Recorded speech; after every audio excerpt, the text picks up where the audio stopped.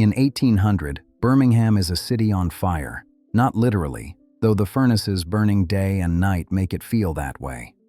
With 70,000 people crammed into narrow streets, this Midlands town is transforming into the manufacturing heart of the British Empire.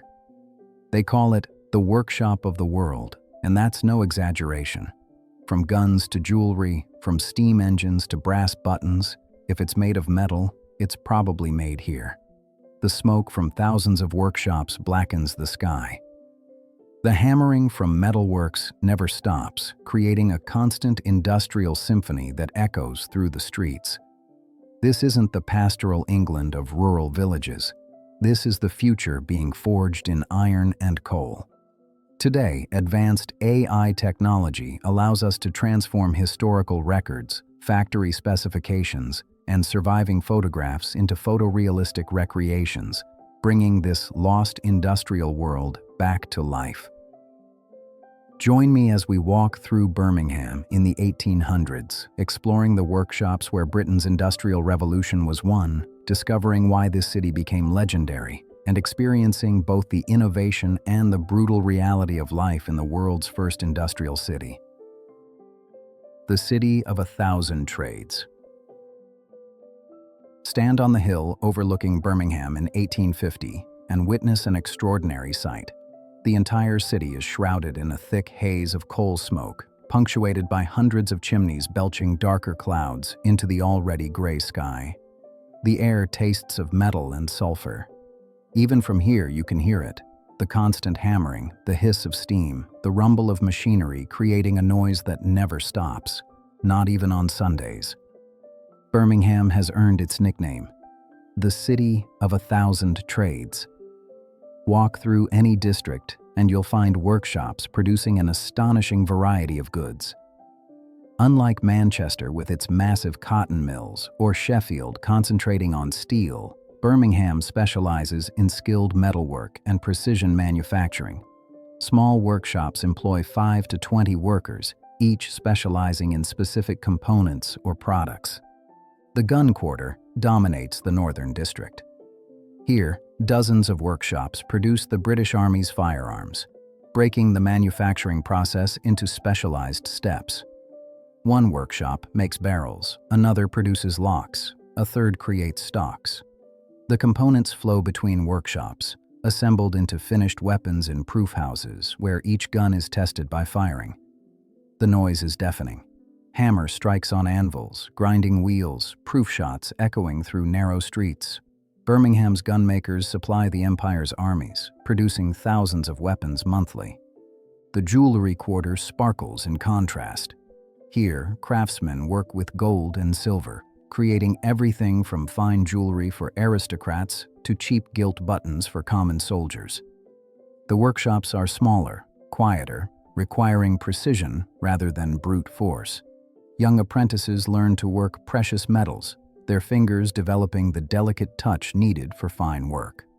The quarter's output ranges from exquisite art to mass-produced trinkets, democratizing luxury in ways previous generations couldn't imagine. Inside the workshops, where Britain is made. Enter a typical metalworking shop in 1860 and you're stepping into controlled chaos. The workshop is perhaps 30 feet long, 15 feet wide, with a low ceiling blackened by years of smoke. Light comes from windows too grimy to clean properly, and from the furnaces that dominate the space. The heat hits you immediately.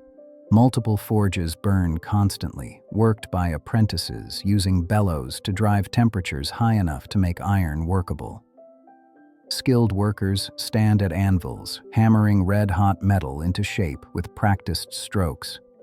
The rhythm is hypnotic. Heat the metal, hammer it, reheat, hammer again, gradually transforming raw iron into finished components.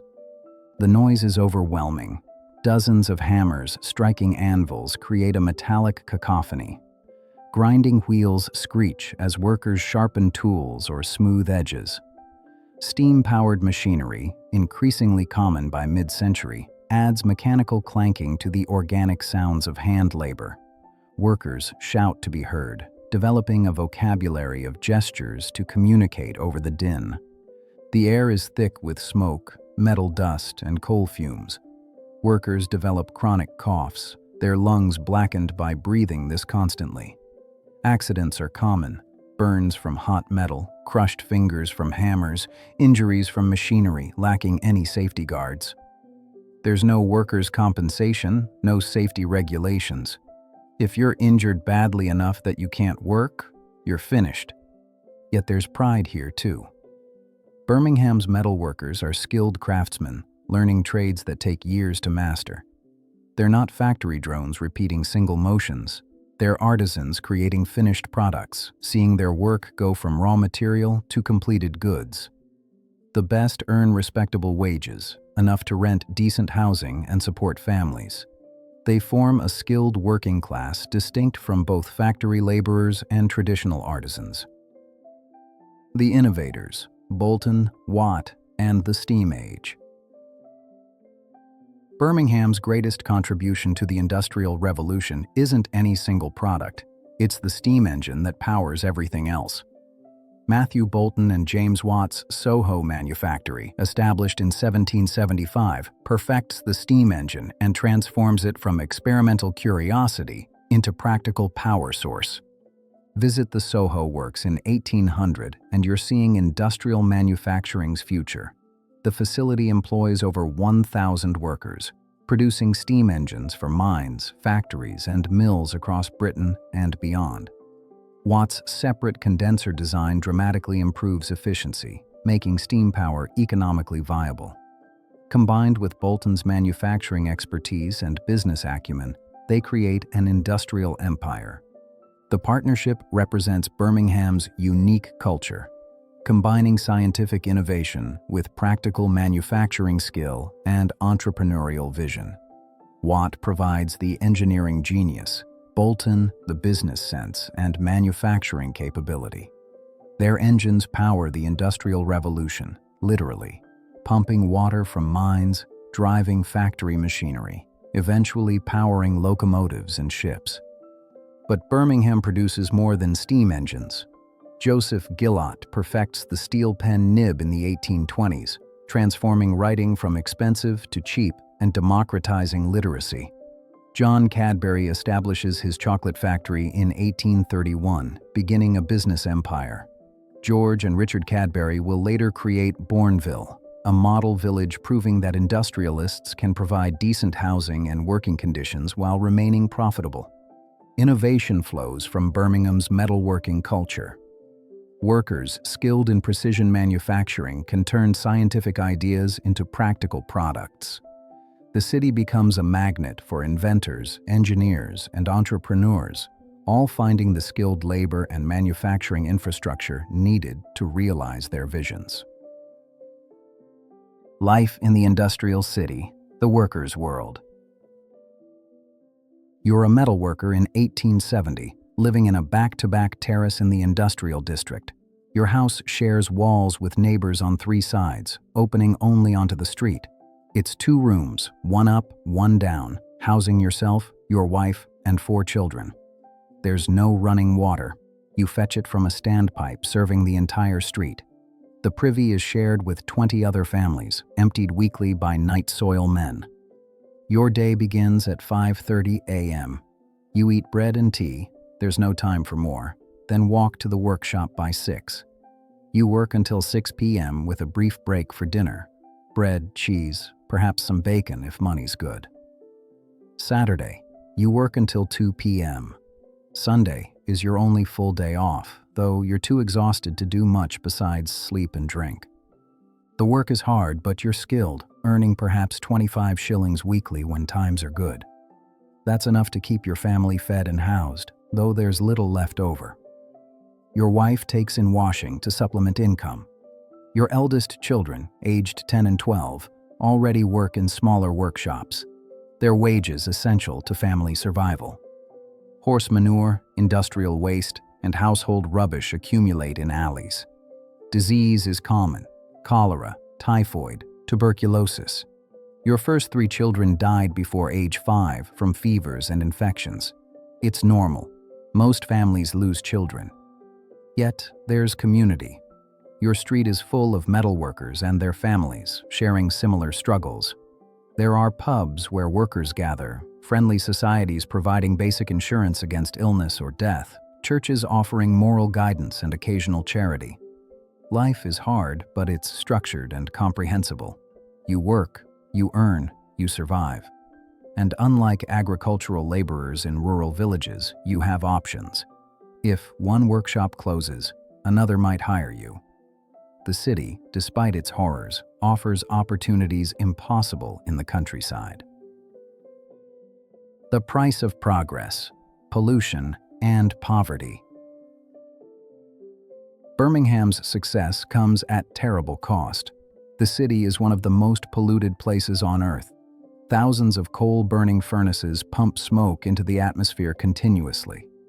The sky is perpetually gray, the sun a dim disk struggling through the haze. Buildings blacken within years.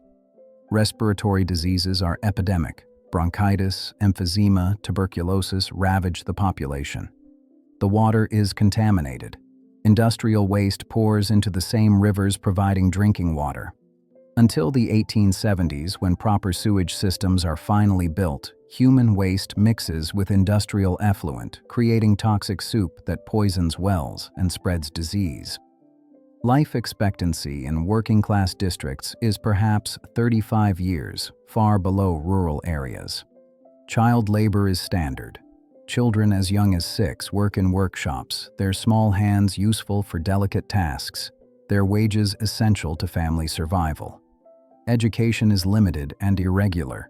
Children attend school only when work is unavailable, learning basic literacy if they're lucky. Accidents maim and kill. Factory machinery has no safety guards. Workers lose fingers and hands regularly, sometimes losing entire limbs or lives. There's no compensation system. Injured workers simply become unemployed workers, often ending in workhouses or begging. Yet Birmingham also produces reformers who'll eventually change these conditions. Philanthropic industrialists, like the Cadbury family, prove that treating workers decently increases productivity while remaining profitable. Public health reformers document the horrors and push for sanitation improvements. By the late 1800s, Birmingham will become a leader in municipal reform, building sewers, providing clean water, creating parks, and eventually regulating working conditions. The legacy: how Birmingham changed the world. Birmingham's importance isn't just what it produced, though the city's output is staggering, but what it proved. It demonstrated that skilled manufacturing could create prosperity, that innovation could be systematically organized, that industrial production could scale while maintaining quality. The city's metalworking expertise creates precision manufacturing standards that spread globally. Birmingham-trained workers carry their skills to America, Germany, Japan, seeding industrial development worldwide. The city's entrepreneurial culture, where clever workers with good ideas can start small workshops and grow into factories, becomes a model for industrial capitalism. Modern manufacturing owes Birmingham an enormous debt. The precision machining, the specialized division of labor, the combination of mechanization with skilled craftsmanship, all pioneered or perfected here. Every time you use a product with precisely manufactured metal components, you're benefiting from techniques developed in Birmingham's workshops. The city also teaches painful lessons about industrialization's costs and the necessity of regulation.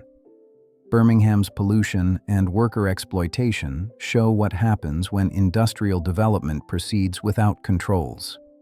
The eventual reforms, factory acts, sanitation systems, education requirements, prove that industrial prosperity and human welfare aren't incompatible, but require conscious political choices. Stand in Birmingham today, and you'll find a transformed city. The workshops are mostly gone, replaced by service industries and high-tech manufacturing. The smoke has cleared, the rivers run clean. But the city's industrial legacy remains visible in Victorian buildings, in the networks of canals that once moved goods, in the jewelry quarter that still produces fine metalwork. Birmingham, in the 1800s, was Britain's industrial engine, the place where innovation met manufacturing skill, where scientific ideas became practical products that changed the world. It was also a place of brutal working conditions, horrific pollution, and human suffering on massive scale. Both truths matter. Understanding Birmingham means understanding how the modern world was made, through human ingenuity and labor, through terrible costs and remarkable achievements, through a transformation so profound that we're still living with its consequences. The Industrial Revolution wasn't abstract economic change. It was real people in real workshops, breathing toxic air, working crushing hours, but also creating the material abundance that makes modern life possible. This was Birmingham, the workshop of the world, where Britain's industrial supremacy was forged in fire and iron. If you enjoyed this journey through industrial history, please hit the subscribe button so you don't miss where we're going next. Thanks for watching, and we'll see you in the past.